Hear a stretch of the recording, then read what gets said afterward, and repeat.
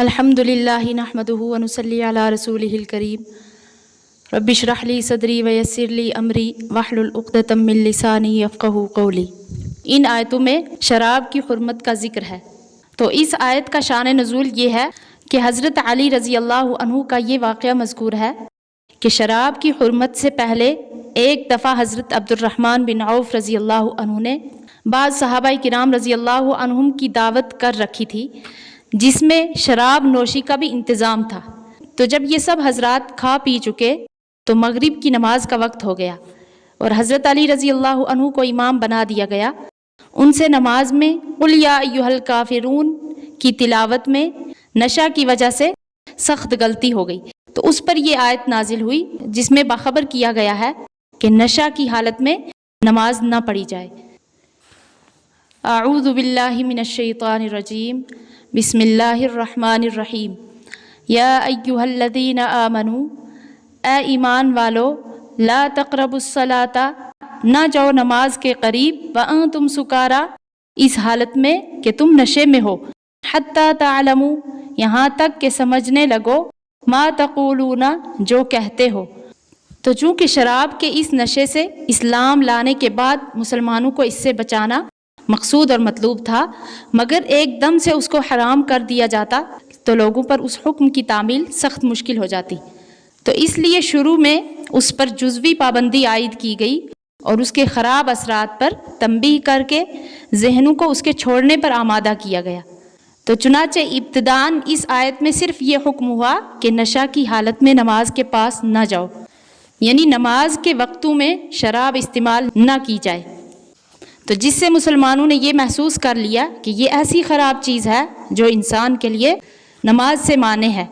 بہت سے حضرات نے تو اسی وقت سے اس کو چھوڑنے کا اہتمام کر لیا اور دوسرے حضرات بھی اس کی خرابی اور برائی کو سوچنے لگے۔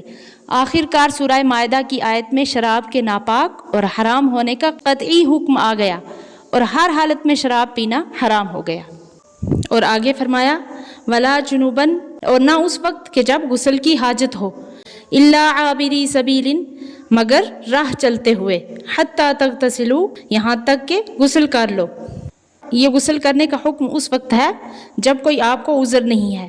وَإِن كُنتُم مَرْضَىٰ، اگر تم بیمار ہو، او علی سفرٍ، یا سفر میں ہو، او جاء احد منکم من الغائط، یا آیا ہے تم میں سے کوئی قضائے حاجت سے، یعنی کوئی شخص پیشاب یا پخانہ کے استنجا سے فارغ ہو کر آیا ہو جس سے وضو ٹوٹ جاتا ہے۔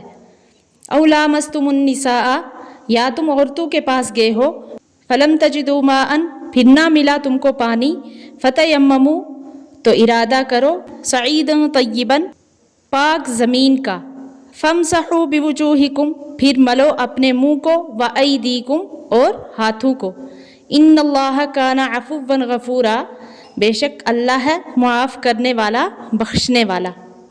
یعنی ان ساری صورتوں میں جن میں کبھی غسل ٹوٹ گیا اور کبھی وضو ٹوٹ گیا، تو ان ساری صورتوں میں خواہ بیماری اور سفر کے عذر کی صورت ہو یا نہ بیماری ہو نہ سفر، ویسے ہی وضو اور غسل کی ضرورت ہو، تو تم کو پانی کے استعمال کا موقع نہ ملے، خواہ اس وجہ سے کہ اگر بیمار ہے اور پانی کے ساتھ ہاتھ لگائے گا تو اس کی بیماری اور بڑھ جائے گی، خواہ اس لیے کہ وہاں پانی ہی موجود نہیں، خواہ سفر ہو یا نہ ہو، تو ان سب حالتوں میں تم پاک زمین پر تیمم کر لیا کرو، یعنی اس زمین پر 2 بار ہاتھ مار کر اپنے چہروں اور ہاتھوں پر ہاتھ پھیر لیا کرو۔